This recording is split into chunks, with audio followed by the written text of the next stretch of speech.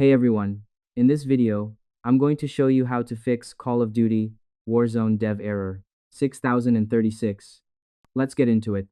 First, initialize the technical Windows game bar toggle. Open your Windows settings, navigate to the gaming section, and select game bar. Switch the toggle for allow your controller to open game bar or the general game bar switch to the off position. In the latest technicality, this prevents high-end background component interference, ensuring your studio resources are dedicated solely to the latest Warzone build. Next, execute high-end studio file integrity validation. Now you need to bridge the gap between your hardware's performance and the latest client requirements by technicality, eliminating corrupted bits that trigger dev error 6036. Within your launcher, Battle.net or Steam, locate the options or settings icon next to the play button. Select Scan and Repair or Verify integrity of game files and execute the technical validation.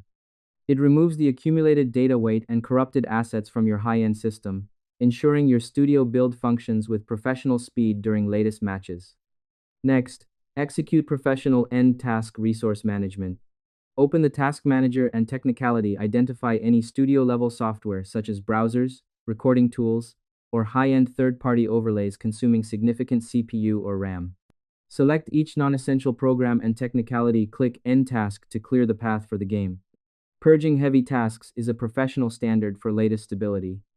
It technicality prepares your studio environment to handle the intense processing requirements of the latest engine without high-end resource contention. And that's it. I hope this helped you out, and I see you in the next one.